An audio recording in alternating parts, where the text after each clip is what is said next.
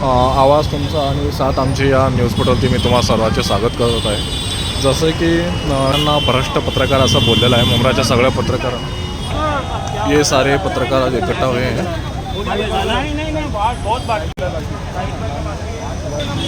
तो जसं की सैफ पठाण हे MIMचे हे पार्टीचे आहेत. त्यांनी बोललेलं आहे की मुंब्राचे सारे पत्रकार हे भ्रष्ट पत्रकार आहेत. तर त्यासाठी संपूर्ण पत्रकार संघटनाचे संपूर्ण लोक संपूर्ण पत्रकार आज मुंब्रा पोलीस स्टेशनला येऊन निवेदन देऊन त्यांच्यावरती कारवाई करण्याची मागणी केलेली आहे. रजिस्टर पत्रकार है, सर रजिस्ट्रेशन नंबर है। सर ये ऐसा मामला है कि इसमें यही नहीं सभी कंप्लेन देने वाले। नहीं FIR मेन एक ही का होगा ना। हाँ, वो एक ही का होगा। अगर स्टेटमेंट लेंगे ना तो कम 4 दिन लग जाएगा। 40 पत्रकार हैं हमारे शहर में। ठीक है। सीनियर साहब से मिले मुंब्रा पुलिस स्टेशन की और अनिल सिंधे साहब से, और उनसे रिक्वेस्ट किया कि आप इस पर जो है FIR दर्ज करिए। हम पत्रकारों की जो है मतलब हमारे साथ ये कुठाराघात है, खुले आम जो है हम लोगों को अपमानित किया जा रहा है, कतई हम लोग बर्दाश्त नहीं करेंगे। और ये काम जो किया है वो शहर के एक जिम्मेदार पार्टी के जिम्मेदार पदाधिकारी हैं सैफ पठान, जिन्होंने जो है सबको छोड़ करके पत्रकारों को ही जो है अपना टारगेट किया और उनको अपमानित करने का काम किया है। और ये FIR दर्ज होगा तो दर्ज होगा, अभी जो है स्टेटमेंट होने जा रहा है। रफीक भाई, जिस तरह से आए दिन जो है पत्रकारों के ऊपर अनेकों आरोप लगाए जाते हैं, लेकिन उसको साबित करने के लिए सदियां लग जाती हैं, क्या कहना चाहेंगे? देखिए कैसा है अभी सैफ पठान, अब क्या बोलूँ, उम्र के हिसाब से आदमी को मैच्योर होना चाहिए। राजनीति में आप जब आप आगे बढ़ते चले जाते हो तो और ज़्यादा आपको परिपक्व या मैच्योर होना चाहिए। तो आप जो है यहाँ के विधानसभा क्षेत्र के MIM के अध्यक्ष थे, अब आप जो है महाराष्ट्र के ज्वाइंट सेक्रेटरी बन गए, प्रदेश स्तर के पदाधिकारी है, प्रदेश की राजनीति में कमान संभालने की जिम्मेदारी आपकी पार्टी ने आपको दी है। तो आपको किस तरह की बातें करना चाहिए, किस तरह की बातें करना चाहिए। हाल ही के विधानसभा चुनाव में वो उम्मीदवार थे, चुनाव लड़े। मैं बोल रहा हूँ रफीक कामदार, अब उनके दिल दिमाग में जो भी क्या भरा पड़ा है, किसी को पूछ रहे फ़ोन करके, अरे वो तुम खंडनी के केस में विटनेस थे, तुमने जो है स्टेटमेंट दिया था कि रफीक कामदार पैसा लेता है और न्यूज़ हटा देता है बिल्डरों की। तो सैफ भाई 2012 में आपने संजय नगर में एक इलीगल बिल्डिंग बनाई, कितना पैसा दिया पत्रकारों को? हाँ बोलो उस पर। फिर सैफ भाई आपने जो है ना जिस बिल्डिंग में रह रहे उसके 2 मंजिला जो है ऊपर बढ़ाई, टाउन प्लानिंग से परमिशन दी थी साहब आपने। आप PIL कर रहे, क्यों कर रहे, क्या कर रहे, वो आपका मसला है। हम अब तक जो है आपके PIL के मुद्दे पर या आपके मामले पर हम कहीं भी बीच में इंटरफियर किए नहीं। अब अरफात कासमानी, इंडिया टुडेज वॉइस, खिलाफत टाइम्स, इसके पत्रकार है, वो मालिक है, संपादक है, वो गए आपके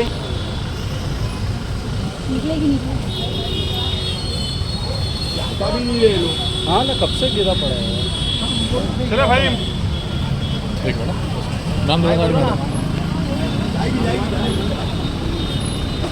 तो अब जो है आप इस तरह की बातें कर रहे हो कि अरफात कासमानी को किसी बड़े पत्रकार ने भेजा, नाम लेके बोल दो ना आप, कौन बड़े पत्रकार ने भेजा। अरे पत्रकार बड़ा है और वो अगर भेज रहा है आपके बात तो वो भेजेगा क्यों, खुद आएगा। अगर मैं मेरी बात करूँ तो मैं खुद आऊँगा, जो भी बात करनी है, इंटरव्यू करना है, न्यूज़ पे बात है, पॉलिसीज़ पे बात है, व्हाटएवर, मैं खुद बात करूँगा ना। मैं किसी मेरे साथी पत्रकार को क्यों भेजूँ? और सारे शहर के पत्रकार जानते हैं एक दूसरे के बारे में, हमारी कनेक्टिविटी ऐसी, हम मिलते जुलते फील्ड साथ में करते हैं, लेकिन कोई किसी के काम में दखलंदाजी नहीं करता। तमाम पत्रकार हम वैसे ही काम करते हैं, जिसको जो समझ में आता है, जिसको जो ठीक लगता है, वो उस तरीके की अपनी खबरें बनाता है, अपने खबरों के वीडियोस बनाता है, लोगों तक वो पहुंचाता है। अब आपके दिमाग में आ गया तो भाई ठीक है, आपको लग रहा है शहर के सारे पत्रकार जो है वो बिल्डरों से पैसा लेते हो, तो आप भी माझी के जीबी बिल्डर हो, तो संजय नगर की बिल्डिंग का हिसाब कर दो। अभी जो 2 फ्लोर आपने सोसाइटी की बिल्डिंग में मारे हो उसका हिसाब कर दो। आपके मामू हैं नासिर खान, जो केबल चलाते हैं, इंटरनेट का भी केबल चलाते हैं, वो भी अभी एक GP बिल्डिंग बना रहे, तो उनका भी मैं कैमरे पे खुलेआम बोलता हूँ, सारे पत्रकार हम खड़े, इतने GP काम किए सैफ पठान और उसके घर वालों ने, आप हमको हफ्ता दो। सर उसमें एक बात ऐसी है ना, कहीं ऐसा तो नहीं है सर, रफीक भाई, ये हार का फ्रस्ट्रेशन अभी तक दिए हुए हैं? अरे भाई देखिए, उन्होंने क्या बोला कि पत्रकार जितेंद्र आवाड़ की तरफ झुक जाते, पत्रकार नजीब मुल्ला की तरफ झुक जाते। भाई उस दौरान जितने भी प्रोमिनेंट पार्टी के उम्मीदवार लड़ रहे थे, एक इंडिया अलायंस का उम्मीदवार था, महाविकास आघाड़ी का, एक महायुति का उम्मीदवार था, एक तुम MIM के उम्मीदवार थे, तो जितना कवरेज जिसको देना चाहिए शहर के सभी पत्रकारों ने वो कवरेज सबको दिया। आपने, मैं खुला बोलता हूँ, साहब पठान बाद में बोलेंगे कि अभी इसमें ऐसा बोल रहे वैसा बोल रहे, तो ऐसा नहीं, आपने एक चंद 4-5 पत्रकारों को उसमें पैकेज दिया और वो इलेक्शन में अक्सर दिया जाता है, ये आम आदमी को भी मालूम है, ये आम आदमी को भी मालूम है। अब रही बात, तो इलेक्शन के दौरान तुमने रफीक कामदर को क्या पैसा दिया? जब रफीक कामदर तुमको पूछ रहा है कि भाई आपका कल का प्रचार का शेड्यूल क्या रहेगा, आपकी कॉर्नर सभा, आपकी पद यात्रा, आपकी गली रैली या आपकी बड़ी सभा जो भी है, हमको एक दिन पहले भेजो, तो बोलता मुझे खुद ही नहीं पता रहता है। उनका कहना क्या था साहब पठान साहब का कि मुझे खुद ही नहीं पता रहता। वो उम्मीदवार आपको ही कल आपका कहाँ प्रचार होने वाला पता नहीं। उसके बावजूद रिकॉर्डिंग में समीर सैयद खड़े, ये कलीम खड़े हैं, मोइन भाई है, इस तरफ परवेज खड़ा है, उधर कुमेल खड़े, दीपक पीछे खड़े, सब टीम वर्क करके काम कर रहे थे कि 4 लोग यहाँ कवर कर लो, 4 लोग वहाँ कवर कर लो, 4 लोग वहाँ कवर कर लो और एक दूसरे को साझा करो। तो MIM की उस वक्त की चुनावी जितनी भी खबरें थी सुल्तान भाई, हमने साझा करके चलाई। आपने क्या पैकेज दिया? ये कह रहे हैं पैकेज के बाद DDS TV न्यूज पे 10 खबरें हमने चलाई हैं इलेक्शन में, उसके बाद भी, उससे पहले भी। साहब पठान साहब, आप कसम खा करके पूछो कभी हम लोगों ने एक चाय पिया? मैं अपनी बात कर रहा हूँ, अगर हमको भी बुला करके कभी अरे भाई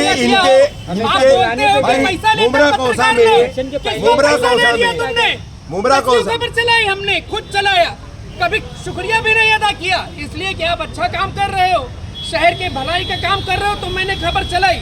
लेकिन आप इतने बड़े बेवफा और उसके बाद में क्या बोलते हैं एहसान फरामोश, अब उलमा भी नहीं, अरे उलमा को बोल रहे, वो उलमा इशू है। पत्रकार हफ्ता लेते हैं, अब पत्रकार हफ्ता कैसे लेते हैं? कितना बड़ा है, बहुत बड़ी बात उन्होंने बोली। उलमा क्यों खामोश है शहर के, क्यों चुप बैठे? आना चाहिए ना उन उलमाओं को भी। हाँ, तुम आलिम हो क्या? तुम किसी मुफ्ती का, कारी का, इमाम का, हाफिज का कोई भी मामला तय करने का तुमको शरई अख्तियार है क्या? नहीं है। लेकिन सर जो उन्होंने वर्ड यूज किया उलमाओ सू, हाँ उलमाए सू, बहुत बड़ा उन्होंने बात बोली है। तो उलमाओं को समझना चाहिए ना, ये नहीं समझ में आ रहा है। उलमाओं को समझना चाहिए ना इस बात को। उलमा क्यों खामोश है? उलमा क्यों खामोश है? आज लोकसभा चुनाव गया या विधानसभा चुनाव गया, उसमें उलमाओं के तमाम जमीयतों ने, तमाम उनके रिलीजियस ऑर्गेनाइजेशन ने, संगठनों ने अगर एक फैसला किया, उसमें 90% जो है उलमा उसमें शामिल थे। अब उस फैसले के तहत अगर उन्होंने अपीलें लोगों से की, जाकर के किया, तो ये उनकी अपनी एक सोच का नतीजा था। उन्होंने हमारी भारतीय राजनीति, हमारे लोकतांत्रिक तमाम तरीके और उसके तहत होने वाले चुनाव के तहत उन्होंने वो काम किया। अब उसमें आप इतना बड़ा लांछन उन पे लगा रहे हो, पत्रकारों पे लांछन लगा रहे हो। मतलब अब कैसा है कि पूरा मुमरा कौसा चोर है। मैं तो ये नहीं बोलूँगा, साहब पठान के अगर नज़रिए की बात करें तो न सिर्फ पत्रकार, न सिर्फ उलेमा, पूरा शहर चोर है, अकेला साहब पठान वली है। इतने बड़े बड़े धरना प्रदर्शन करने के बाद भी आज तक कोई हल नजर नहीं आया।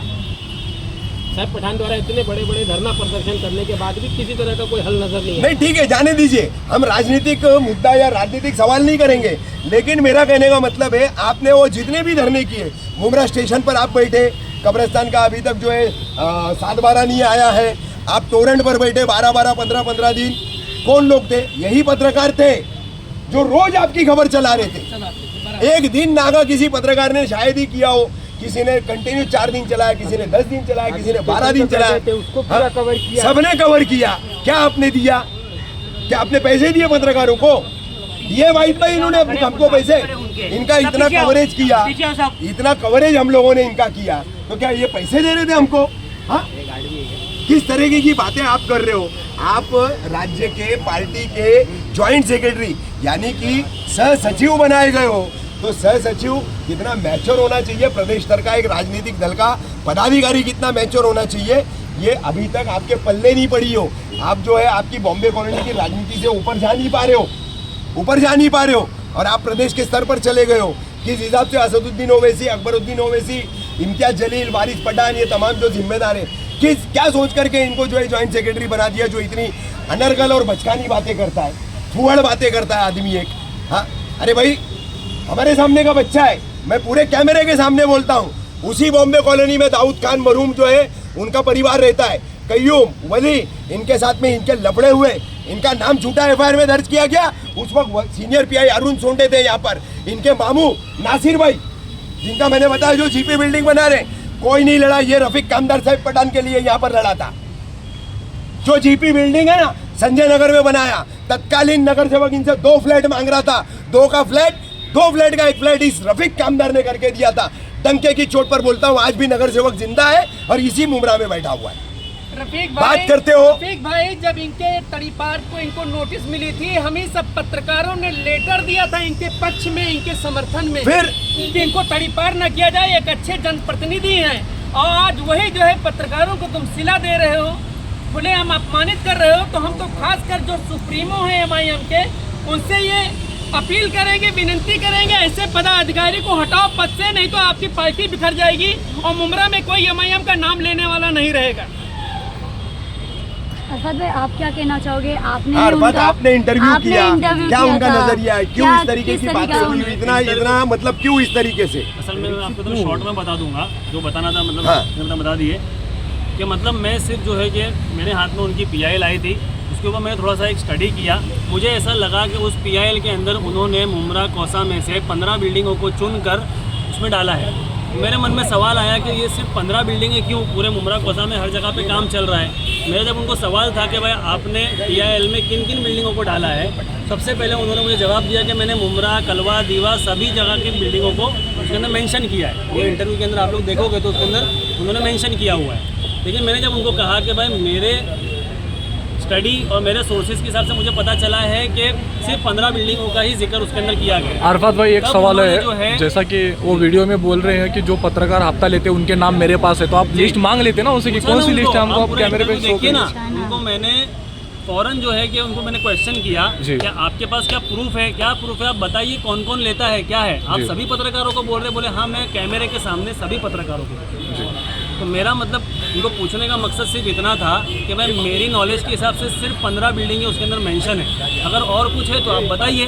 अब आप पत्रकार हो, उनके पास PIL की कॉपी होगी, आप उनको बोलो PIL की कॉपी दिखाने के लिए। आपके इंटरव्यू में हमने देखा था, आपने जो PIL नंबर बताया था, जी। वो PIL वो नंबर actually और उनका हाँ, PIL नहीं, नंबर नहीं। बहुत अलग था, तो उसको क्या? दोनों चीज़ें सही थी। PIL नंबर जो उन्होंने बताया वो सही था, 147/2024, और मेरे पास जो लिखा हुआ था वो PIL का सबमिशन नंबर था। अच्छा। तो उसमें खाली एक थोड़ी मिसअंडरस्टैंडिंग हुई थी। बाकी जो उन्होंने उनको पूछा, अच्छा मेरा अगला सवाल उनको ये था कि भाई पाम रिवरिया के मुद्दे को लेकर, कब्रस्तान के मुद्दे को लेकर आप इतना हाईलाइट हुए, मुमरा कलवा की पब्लिक, मुमरा कौसा की पब्लिक के बीच में आप हाईलाइट हुए इलेक्शन के टाइम पे, लोग इतना भरोसा करते हैं, तो आज पाम रिवरिया के मुद्दे को आप फलांग के दायरे के इल्लीगल बांधकाम के ऊपर आ गए, इसके पीछे क्या रीज़न है कि वो इतना स्ट्रॉन्ग मुद्दा है। मतलब मेरा एक सवाल उनको ये भी था कि आपको नहीं लगता कि रिजर्वेशन का मुद्दा, कब्रस्तान का मुद्दा, उसके ऊपर PIL डालना ज़्यादा इम्पोर्टेंट था, इसके बदले कि 15 बिल्डिंग के ऊपर डाले। तो मतलब उनका ये वो मतलब पता नहीं क्यों मतलब गुस्सा आ गया और पता नहीं क्यों इतना हाइपर हो गए। उन्होंने सीधा मतलब कहा कि भाई सभी पत्रकार लोग पैसा लेते हैं और आप लोग मतलब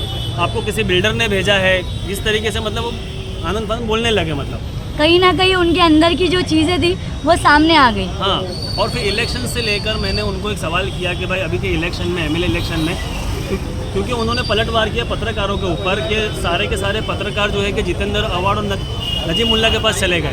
तो मैंने उनको कहा कि भाई मुमरा की जनता और उल्मा का भी भरोसा आपके ऊपर नहीं है। उल्माओं ने खुले तौर पर जो है कि जितेंद्र अवार्ड का समर्थन किया, तो आप इस वक्त इलेक्शन में खुद को कहाँ देखते हो राजनीति में? तो उन्होंने सीधा उल्माओं के बारे में भी कुछ मतलब गलत कहा, वो सब इंटरव्यू के अंदर मेंशन है।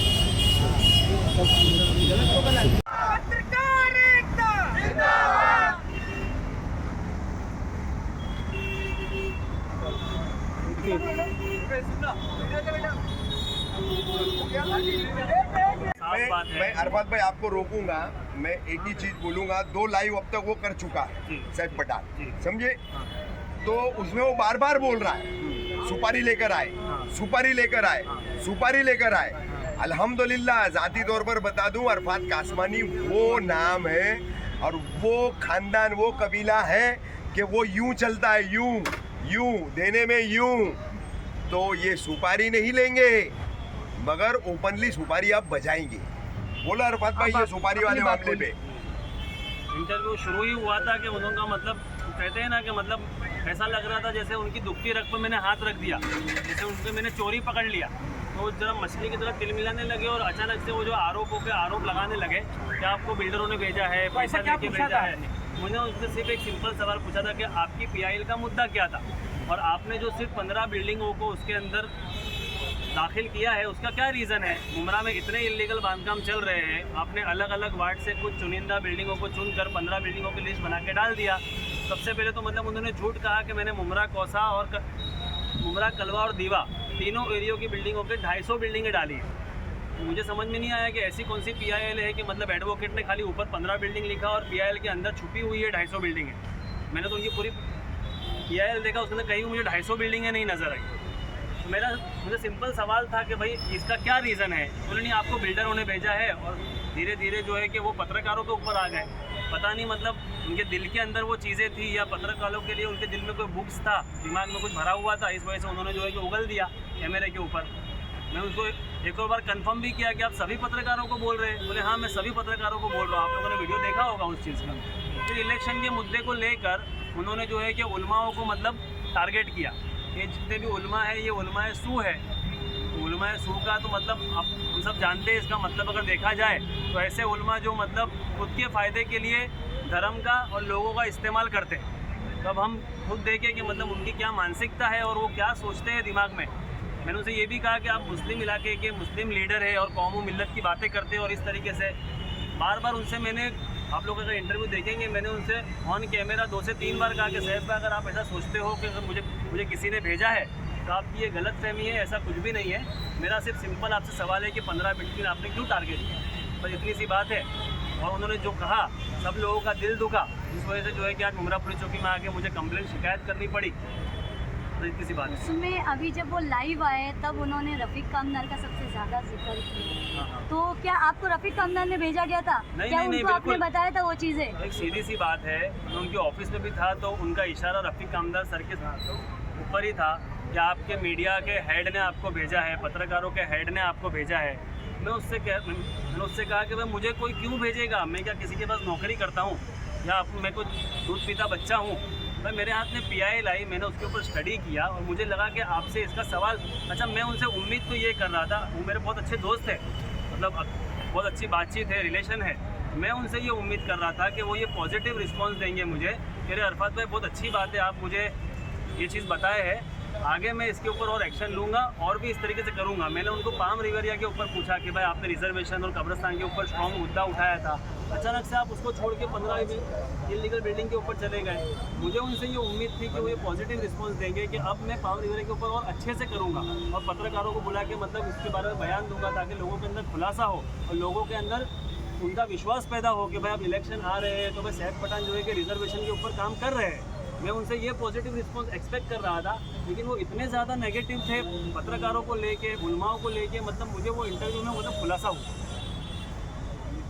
वो आज एक लाइव में आकर बार बार शमीम खान का जिक्र कर रहे कि शमीम खान ने सबको फोन करके FIR करने के लिए आगे बढ़ाने के लिए बोला, तो इसमें कुछ भी सच्चाई है? अरे साजिद भाई तुम भी पत्रकार हो, तुमको फोन आया शमीम खान का? मेरे को नहीं आया, इसीलिए मैं पूछ रहा यहाँ में से 1 मिनट जितने भी पत्रकार रिकॉर्ड कर रहे किसी को नहीं हो, आया। आपको सुल्तान भाई को किसी सुने को। सवाल पूछे, अरफात भाई को पूछे, अब मुझे पूछने वाले हो। सबसे पहले मैं पूछता हूँ कितने पत्रकारों को शमीम खान का फोन आया? किसी के पास नहीं आया, बिल्कुल झूठ है, बिल्कुल झूठ है। नहीं नहीं, हमारा चूल्हा कोई और जितेंद्र अवाल या कोई शमीम खान नहीं चलाता। शमीम खान मेरा चूल्हा नहीं जलाते, मेरे घर का खर्चा नहीं चलाते कि शमीम खान बोलेंगे तो हम लोग FIR किसी नेता के इशारे पे शहर के पत्रकार नहीं चलते। सुन ले, वो चाहे शमीम खान हो या आमदार जितेंद्र अवार्ड हो, किसी के कहने पे शहर का पत्रकार नहीं चलता। ये सुन लो, लोगों को भड़काया जा रहा है लाइव करके। बिल्कुल वो भड़काने, वो तो बिल्कुल उनको अपनी राजनीति चमकाना है। बिल्कुल। वो कैसे हमदर्द है शहर के? नहीं, अभी देखिए, मैं एक मुद्दा यहाँ पर आप लोगों को बोलूंगा। सिर्फ वो बहुत बात कर रहे कि 74 MLD पानी और रिक्वायरमेंट इतना MLD पानी, तो आपको उसके लिए इलीगल के खिलाफ जाना है ना, तो यहाँ पर 2 पॉइंट है। आपको इलीगल के खिलाफ जाना है तो आपने ठाणे मनपा के अंतर्गत आने वाली 9 के 9 प्रभाग समितियां क्यों नहीं ली? भाई कल कांग्रेस के विक्रांत चौहान ने परसों प्रेस कॉन्फ्रेंस लेकर के बताया येऊर में 175 इलीगल बंगले मंत्रियों के और नेताओं के बने। क्यों साहब पठान चुप है उस पे? पालकुम, माझीवाड़ा, मानपाड़ा, कापुर बावड़ी, घोड़बंदर रोड का जो हीरानंदानी माँ का कोठारी कंपाउंड, आपका दादाजी कोंडदेव स्टेडियम, कोपरी, कहाँ इलीगल नहीं बन रहा है? दीवा में बन रहा है। आप सिर्फ मुमरा की 15 बिल्डिंग पे आप पीआईएल कर रहे हो। मुसलमानों के मकानों को उजाड़ने की बात करके आप मुस्लिम पार्टी के रहबर मुसलमानों के बनने का दावा कौन सी नेतागिरी कौन सी है? नेतागिरी है? 15 इमारत टूटेगी और उसमें रहने वाले गरीब बेचारे कहाँ जाएंगे? तुम एमआईएम के नेता हो, शहर को बसाने आए हो कि उजाड़ने आए हो साहब पठान? अब देखो यहाँ पर हमारा एक ही मुद्दा है। यहाँ पर मुमरा कौसा के तमाम जितने लोग रहते हैं, मुझे तकरीबन 40 साल हो रहा है इस शहर के अंदर। जो भी बिल्डिंग डिलैपिडेटेड हो जाती है, जब उसको कारपोरेशन आपको उसका स्ट्रक्चरल ऑडिट करने बोलती है, उसकी शुरुआत होती है C2B, C2A, C2B रह करके आप बिल्डिंग की मरम्मत कर सकते हो। C2A खाली करके मरम्मत करना है। जब आपकी बिल्डिंग C1 में चली गई तो उसको पूरा